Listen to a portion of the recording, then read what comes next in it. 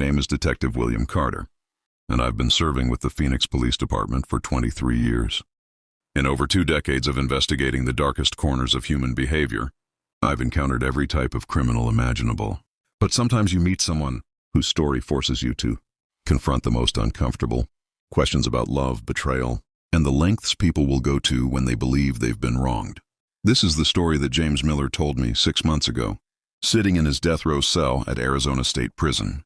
James had been convicted of 4 counts of first-degree murder, crimes that shocked our community and left multiple families destroyed. When he first agreed to speak with me, I expected to hear the typical rationalizations and excuses that most killers use to justify their actions. Instead, I heard the agonizing confession of a man whose love for his wife had transformed him into something monstrous. James Miller was 35 years old when he committed the murders that would define the rest of his life. He worked as an automotive mechanic at Henderson's Garage, a small family-owned shop in downtown Phoenix where he had been employed for 12 years. James wasn't wealthy, wasn't particularly ambitious, and wasn't someone who stood out in a crowd, but he was completely, utterly devoted to his wife Lisa, and that devotion would ultimately become both his greatest strength and his most destructive weakness. James met Lisa Martinez when she was 22 years old, working as a waitress at Danny's diner while attending community college part-time. James had stopped in for coffee after finishing a particularly difficult repair job, and he told me that the moment he saw Lisa's smile, he knew she was the woman he wanted to spend the rest of his life with. "Detective Carter," James said, his voice filled with a mixture of love and profound sadness. Lisa was the most beautiful woman I had ever seen. Not just physically beautiful, though she was that too. She had this way of making everyone around her feel special, feel important. When she laughed, it was like music. When she smiled, the whole room seemed brighter. James courted Lisa for 8 months before proposing. He worked overtime and saved every penny to buy her an engagement ring. Nothing expensive by most standards, but it represented months of sacrifice and planning. Lisa said yes without hesitation, and they were married 6 months later in a small ceremony at Lisa's family church. The early years of their marriage were the happiest of James's life. He would wake up every morning grateful that Lisa had chosen to be with him, still somewhat amazed that such an extraordinary woman loved an ordinary man like him. Lisa finished her degree in early childhood education and got a job teaching at Sunset Elementary School, while James continued working at the garage and eventually became the shop's head mechanic. They lived in a modest 2-bedroom house in a working-class neighborhood. Nothing fancy, but comfortable and filled with love. James would come home from work every evening covered in grease and motor oil, and Lisa would tease him about tracking dirt through the house. But she would also have dinner, waiting, and a smile that made all his exhaustion disappear. Lisa made everything better, James told me, his eyes taking on a distant look as he remembered those happier times. If I had a bad day at work, she would listen to me complain and somehow make me laugh about it. If money was tight, she would find ways to make our little house feel like a palace. She had this gift for finding joy in the smallest things. For 5 years, James and Lisa built a life together that, while not wealthy, was rich in happiness and mutual devotion. They talked about having children, maybe buying a bigger house someday, taking a real vacation instead of just weekend trips to nearby lakes. James worked extra hours whenever possible, slowly building up their savings and dreaming of the future they would share. Lisa was close to her family, particularly her mother Maria and her younger sister Carmen. But there was one family relationship that always troubled James: Lisa's relationship with her stepbrother, Mike Rodriguez. Mike was the son of Lisa's stepfather from his first marriage. He was 2 years older than Lisa, had grown up in the same household after their parents married when Lisa was 8 years old, and had always been intensely protective of his stepsister in ways that made James uncomfortable. Mike worked construction and spent most of his free time with a group of friends who James considered to be bad influences. They were heavy drinkers, had been in various legal troubles, and seemed to view women as objects rather than human beings. Mike himself had been arrested twice for bar fights and once for domestic violence against an ex-girlfriend, though the charges were dropped when the woman refused to testify. "I never liked Mike," James admitted to me. There was something about the way he looked at Lisa, the way he talked about her, that didn't seem right for a brother, even a stepbrother. And his friends were worse. They would make comments about Lisa's appearance, about her body that made my skin crawl. James had expressed his concerns to Lisa several times, but she always defended Mike, saying that he was just protective and that James was misunderstanding their family dynamic. Mike helped raise me, Lisa would say. He's like a big brother who wants to make sure I'm safe. You're reading too much into things. But James's instincts about Mike proved to be correct, though in ways that were far worse than he ever could have imagined. The trouble began on a Friday evening in October. Lisa had gone to her mother's house for what was supposed to be a family dinner. James had been invited but was working late on an emergency repair job and planned to join them later. When James arrived at Maria's house around 9 p.m., he found the family gathered in the living room, but the atmosphere was tense and uncomfortable. Lisa was sitting in a corner looking pale and shaken, while Mike and his three friends, Danny Ortega, Carlos Santos, and Pete Williams, were drinking beer and acting rowdy. "Where's Lisa?" James asked Maria when he couldn't find his wife. "She went upstairs to lie down," Maria said, her voice strained. "She said she wasn't feeling well." James found Lisa in her childhood bedroom, sitting on the edge of the bed and staring at the floor. When she looked up at him, he could see that she had been crying. "What's wrong, baby?" James asked, sitting down beside her and putting his arm around her shoulders. "Nothing," Lisa said quickly, but her voice was shaky and unconvincing. "I just have a headache. Can we go home?"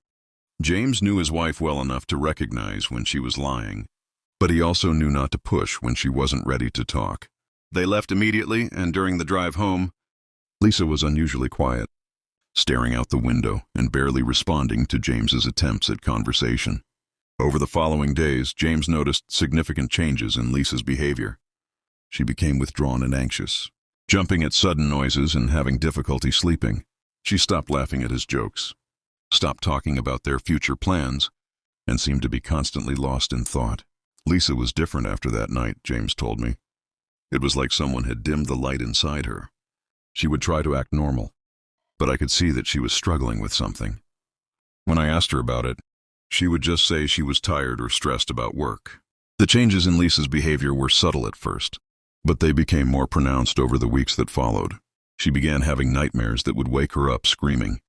She started avoiding family gatherings and making excuses not to see her mother or Carmen. Most troubling to James, she seemed to be afraid of physical intimacy, flinching away when he tried to hold her or kiss her. James suggested that Lisa see a doctor or a counselor, thinking that she might be suffering from depression or anxiety. Lisa agreed to see their family physician, Dr. Sarah Henderson, but when she returned from the appointment, she seemed even more upset than before. "What did Dr. Henderson say?" James asked. "She said I'm fine," Lisa replied, but her voice lacked conviction. "Just stress from work." She gave me some sleeping pills, but James knew that his wife was not fine. The woman he had fallen in love with, the joyful, vibrant person who had made his life complete, was disappearing piece by piece, and he didn't know how to help her. The situation reached a crisis point on a Sunday morning in December. James woke up to find Lisa in the bathroom throwing up violently. When she emerged, her face was pale and her hands were shaking. "I think I might be pregnant," Lisa said quietly. James felt a surge of joy, followed immediately by confusion. If Lisa was pregnant, that should be wonderful news. They had been talking about starting a family for months, but Lisa looked terrified rather than happy. They went to the pharmacy and bought a pregnancy test. When it came back positive, James was elated, but Lisa began crying uncontrollably. "This should be good news," James said, holding his sobbing wife. "We've wanted this for so long." "You don't understand," Lisa said through her tears. "You don't understand anything." That evening, Lisa finally told James what had happened at her mother's house that October night. The story she told him changed everything, and set in motion the events that would ultimately destroy multiple lives. According to Lisa, after dinner that night, Mike and his friends had been drinking heavily while the family watched television. When Lisa went upstairs to use the bathroom, Mike followed her. He cornered her in the hallway and began making sexual advances, touching her inappropriately despite her protests. When Lisa tried to push him away, Mike called his friends upstairs. The four men surrounded Lisa in her childhood bedroom, and despite her pleas and struggles, they took turns sexually assaulting her while threatening to hurt her family if she told anyone what had happened. "They said they would kill you if I told anyone." Lisa sobbed as she revealed the truth to James. "Mike said he knew where you worked, where we lived, and that it would look like an accident. I was so scared, James, I didn't know what to do. James felt a rage unlike anything he had ever experienced.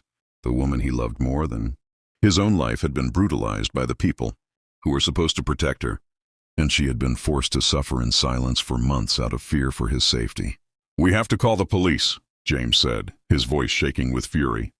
"No," Lisa said immediately. "We can't. Mike's father has connections throughout the city. You know how much money and influence they have. Who's going to believe me against them? And even if they did believe me, what if they retaliate? What if they hurt you or my mother?" Lisa's fears were not unfounded. Mike's stepfather, Robert Rodriguez, was one of Phoenix's most successful construction contractors, with connections to city officials, police officers, and judges throughout the area. The Rodriguez family had money, power, and the kind of influence that could make problems disappear. But James was determined to find a way to seek justice for his wife. He convinced Lisa to let him document her story, to take photographs of bruises and injuries that were still visible, and to write down everything she could remember about the assault. Over the following weeks, James researched their options. He spoke confidentially with a lawyer friend who confirmed Lisa's fears without physical evidence or witnesses, and given the Rodriguez family's connections, prosecution would be extremely difficult and potentially dangerous. "Even if we could get charges filed," the lawyer told James, "these guys have the money to hire the best defense attorneys in the state. And if Lisa's credibility gets attacked in court, it could be devastating for her." Meanwhile, Lisa's condition was deteriorating. The pregnancy, which should have been a source of joy, had become a constant reminder of the trauma she had endured. She couldn't be certain whether the baby was James's or the result of the assault, and the uncertainty was eating her alive. "I can't carry this baby," Lisa told James one evening. "I can't look at it every day wondering whose it is, wondering if it's going to remind me of what they did to me." James supported Lisa's decision to terminate the pregnancy, though it broke his heart to lose the child he had already begun to imagine and love. They made the appointment quietly, and James held Lisa's hand through the entire procedure. But ending the pregnancy didn't end Lisa's suffering. If anything, she seemed to spiral deeper into depression and despair.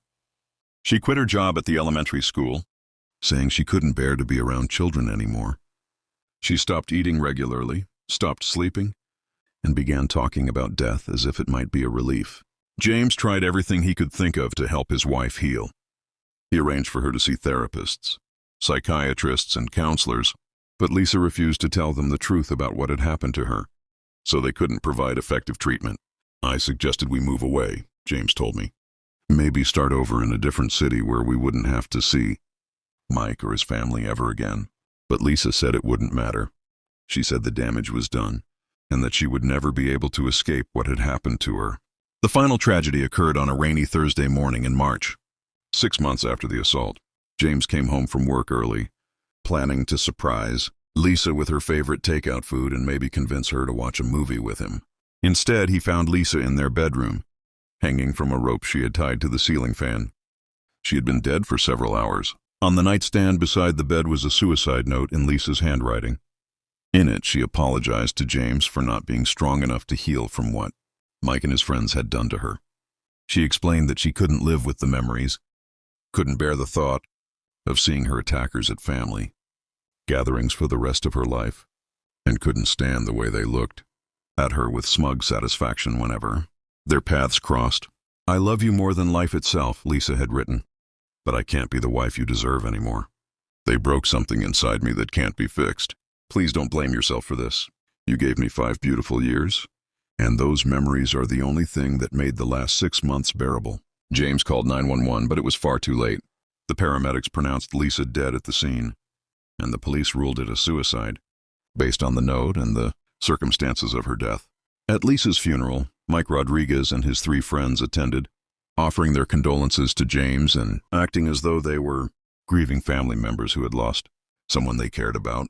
James watched them comfort Lisa's mother, watched them carry her coffin, watched them throw dirt on her grave, and felt something break inside himself that would never be repaired. After everyone else had left the cemetery, James stood alone beside Lisa's grave and made a promise that would define the rest of his life. "I couldn't protect you when you were alive," he whispered to the freshly turned earth. But I swear on my soul that I will make them pay for what they did to you. I will make sure they understand exactly what they took from me, from us." James Miller had been transformed from a loving husband into something far darker. The man who had spent 5 years nurturing and protecting his wife was about to become a calculating killer, driven by grief that had curdled into hatred and a thirst for vengeance that would consume everything in its path. The 4 men who thought they had gotten away with destroying Lisa Miller were about to learn that some wounds never heal, and some husbands will go to any lengths to honor the memory of their wives, even if it means sacrificing their own souls in the process. After Lisa's funeral, James Miller disappeared from his normal life for nearly 2 years. He quit his job at Henderson's garage, sold the house where he and Lisa had been happy, and moved into a small apartment across town under an assumed identity. To everyone who had known him, including Lisa's family, James Miller had simply vanished, presumably unable to cope with his grief. But James hadn't disappeared.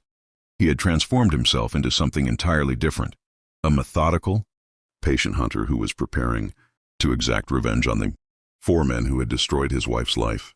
James spent those 2 years planning, with the kind of meticulous attention to detail that would have impressed military strategists.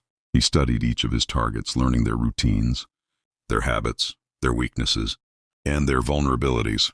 He researched their families, their jobs, and their social connections. Most importantly, he figured out how to get close to each of them without arousing suspicion. "Detective Carter," James told me, his voice taking on the cold, calculated tone that still chills me to remember. I wasn't angry anymore. Anger is hot and impulsive. What I felt was something much colder and more dangerous. I had a job to do, and I was going to do it right. James's first target was Danny Ortega, the youngest of Lisa's attackers. Danny worked at a warehouse on the outskirts of Phoenix and lived alone in a rundown apartment complex. James had learned that Danny had a gambling addiction and frequently stayed out late at underground poker games in questionable neighborhoods. On a Friday night in January, nearly 2 years after Lisa's death, James followed Danny to one of these poker games in an abandoned building downtown. James waited until Danny left the game, drunk and alone, around 3 a.m. James approached Danny in the parking lot, wearing a ski mask and carrying a baseball bat. When Danny saw him approaching, he tried to run, but James caught up to him quickly. "Do you remember Lisa Miller?" James asked calmly as Danny cowered on the ground. Danny's face went white with recognition and terror. "Man, I don't know what you're talking about." "Lisa Miller," James repeated. "You and your friends raped her in her childhood bedroom. You threatened to kill her husband if she told anyone. You destroyed her life so completely that she hanged herself rather than live, with the memory of what you did to her." James swung the bat with methodical precision, breaking Danny's legs first, then his arms, then finally his ribs and skull. He wanted Danny to experience the same helplessness and terror that Lisa had felt that night. Before Danny died, James leaned down close to his ear and whispered, "This is for Lisa." James disposed of Danny's body in the desert, where it wouldn't be found for months. When Danny was eventually reported missing, the police assumed he had fled to avoid gambling debts or had been killed by loan sharks. They had no reason to connect his disappearance to Lisa's suicide or to James Miller, who had officially disappeared from their radar. James's second target was Carlos Santos, who worked as a bartender at a popular nightclub and had a reputation as a drug dealer. Carlos was more cautious than Danny, more aware of his surroundings, and generally surrounded by people who could serve as witnesses or protection. James spent 3 months studying Carlos's routine before he found his opportunity. Carlos had a habit of meeting suppliers in the parking lot behind the nightclub during slow weekday evenings, conducting business away from the cameras and crowds. On a Tuesday night in April, James waited in the parking lot, armed with a knife and wearing dark clothing that would help him blend into the shadows. When Carlos came outside to meet a supplier who never showed up because James had called and canceled the meeting, James attacked from behind. The struggle was longer and more difficult than with Danny, because Carlos was stronger and more sober. But James had the advantage of surprise and preparation. He eventually overpowered Carlos and dragged him into the vacant building next to the nightclub. "You remember Lisa Miller?" James said.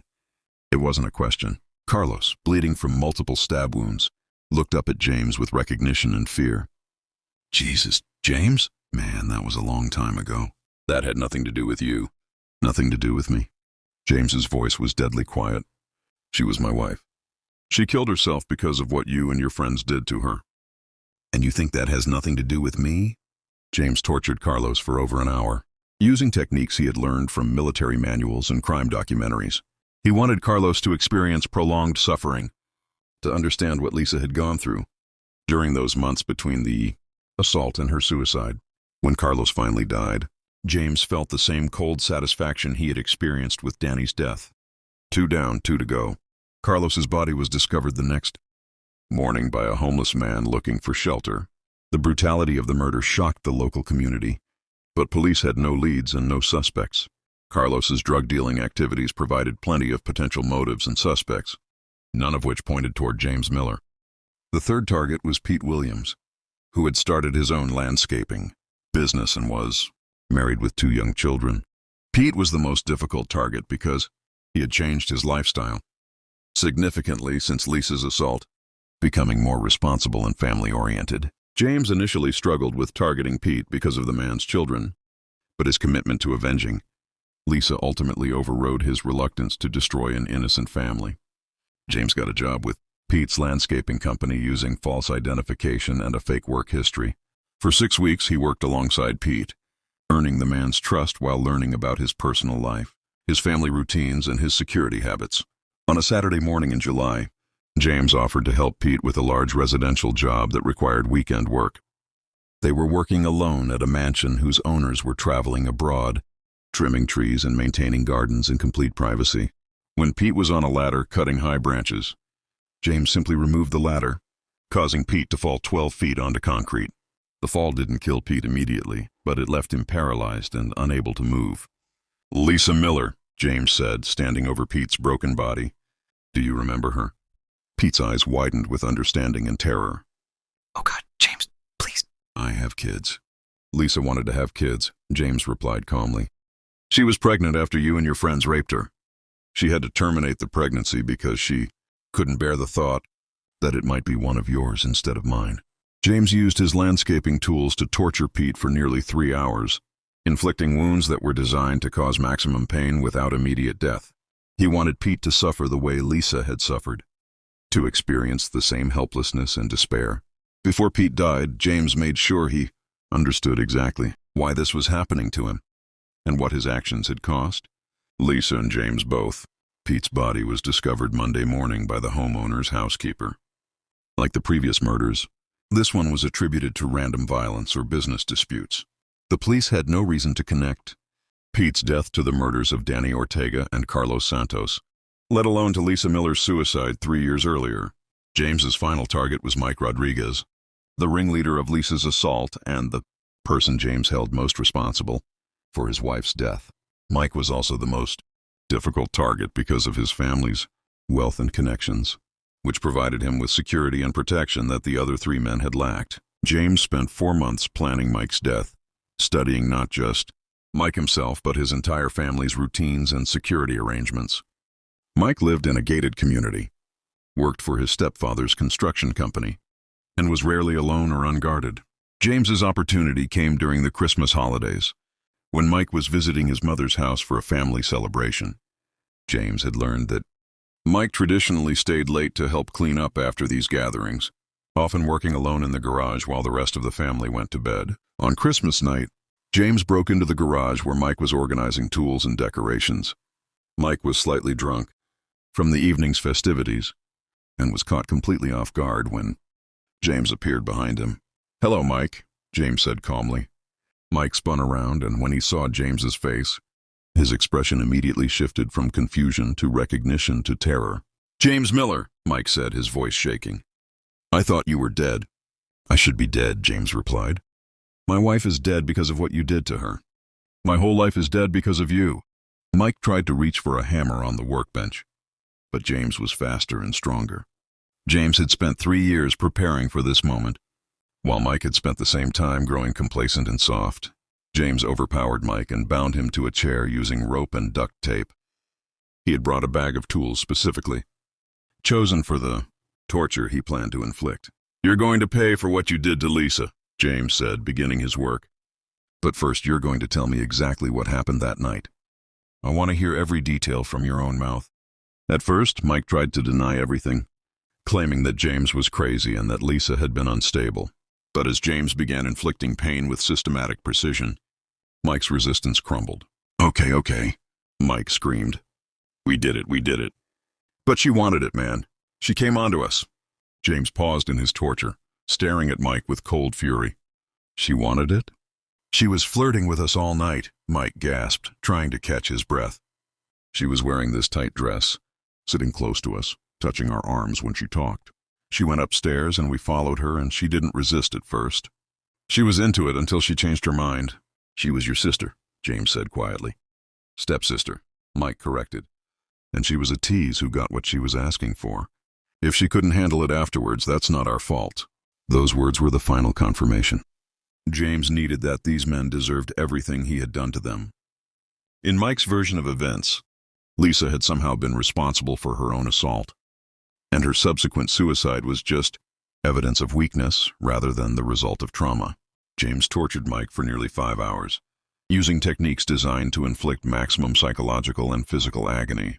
He wanted Mike to understand exactly what Lisa had experienced, not just during the assault, but during the months of suffering that followed. But it was during these final hours that Mike revealed something that shattered James's entire worldview. As Mike begged for his life and tried to find any argument that might spare him, he made a desperate confession that James had never expected to hear. James, wait! Mike gasped. You don't understand. Lisa wasn't innocent. She wasn't the perfect wife you think she was. James paused, staring at Mike with dangerous intensity. What are you talking about? She was cheating on you, Mike said desperately. For months before that night, she was sleeping with Danny, with Carlos, with all of us. That night wasn't rape, James. It was just another hookup that went wrong. You're lying, James said, but something in Mike's voice gave him pause. I can prove it, Mike said quickly. Lisa came to us. She initiated everything. She said she was bored with her marriage, that she wanted excitement. We have pictures, James. We have messages she sent us. Mike directed James to a hidden safe in the garage, giving him the combination in exchange for a promise of a quick death.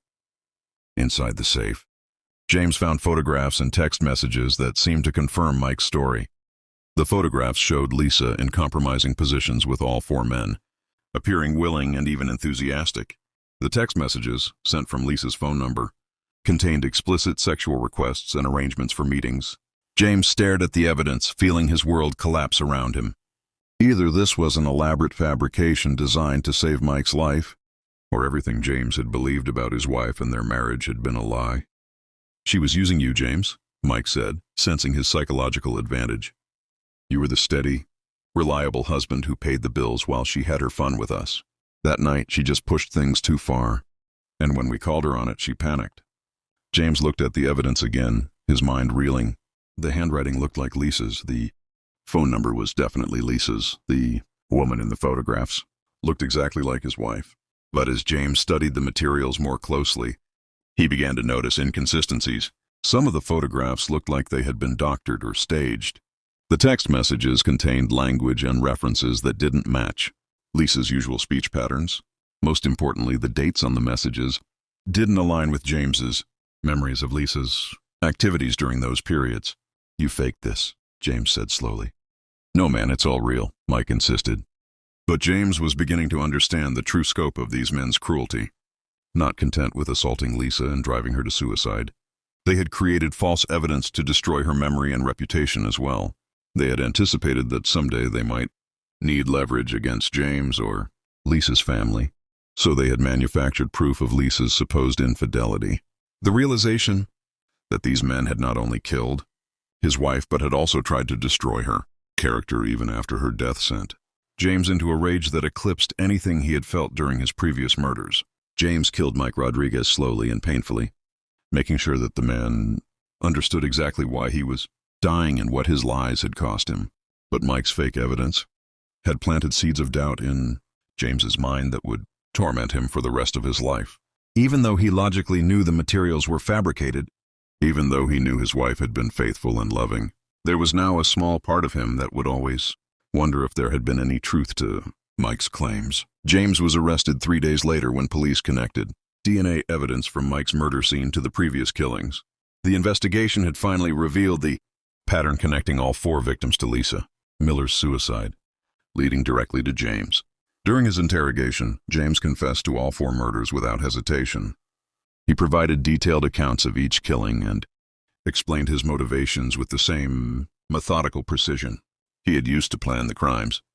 "I did what I had to do," James told the interrogating officers. "Those men destroyed my wife's life and drove her to suicide. The legal system failed to give her justice, so I gave it to her myself." James's trial became a media sensation, dividing the community between those who saw him as a vigilante, who had achieved justice for his wife, and those who viewed him as a cold-blooded killer who had destroyed 4 families. The prosecution painted James as a dangerous individual who had taken the law into his own hands and committed premeditated murder. They argued that his systematic planning and torture of his victims showed a depraved indifference to human life. The defense tried to argue temporary insanity, claiming that James had been driven mad by grief and the failure of the justice system to prosecute his wife's attackers. They presented evidence of Lisa's suicide and the circumstances that had led to it. But the methodical nature of James's crimes, the 2-year planning period, and the torture he had inflicted on his victims made it impossible to claim that his actions had been the result of temporary insanity or emotional disturbance. James was convicted on all 4 counts of first-degree murder and sentenced to death. Throughout the trial and sentencing, he showed no remorse and expressed no regret for his actions. "Detective Carter," James said to me during our final interview, "people ask me if I regret what I did. The honest answer is no. Those men destroyed the most beautiful, innocent person in the world, and they deserved everything that happened to them." James paused, staring at the concrete walls of his death row cell. "But I do regret that I couldn't save Lisa. I regret that I failed to protect the person I loved most in the world. I regret that she died thinking she was alone and that no one would ever make her. Attackers pay for what they did to her." James looked directly at me, his eyes filled with a pain that seemed to go deeper than any physical torture. "The worst part isn't that I'm going to die for what I did. The worst part is that Lisa died believing that her attackers had won, that they had gotten away with destroying her life. I wish I could tell her that justice was finally served, that the men who hurt her paid the ultimate price for their crimes." As our interview concluded, I found myself grappling with questions that have no easy answers. James Miller had committed horrific acts of violence, torturing and killing 4 men in cold blood. By any legal or moral standard, he was a murderer who deserved the punishment he had received. But those 4 men had also committed horrific acts, driving an innocent woman to suicide through their violence and cruelty. They had escaped legal consequences for their crimes through wealth, influence, and the failures of a system that should have protected Lisa Miller. James Miller sits on death row today, awaiting execution for crimes that he has never denied committing. He spends his days writing letters to Lisa's grave, telling her about the justice he believes he achieved in her memory. Lisa Miller rests in Peaceful Garden Cemetery, her gravestone bearing a simple inscription, "Beloved wife and teacher, your light will never be forgotten." The case of James Miller serves as a stark reminder of how the failure of justice can drive good people to commit evil acts, and how love can be transformed into hatred when those we care about are destroyed by others' cruelty. Sometimes the people we become in pursuit of justice are far removed from the people we started out being. And sometimes the price of revenge is not just the lives we take, but the souls we sacrifice in the process. If this story moved you as much as it moved me, please subscribe to our channel for more true crime confessions that explore the darkest corners of human nature. Next week, we'll hear from a mother who discovered her daughter's killer and made a choice that would haunt her forever. Until then, remember that justice and revenge are not the same thing, and the line between them can sometimes be drawn in blood.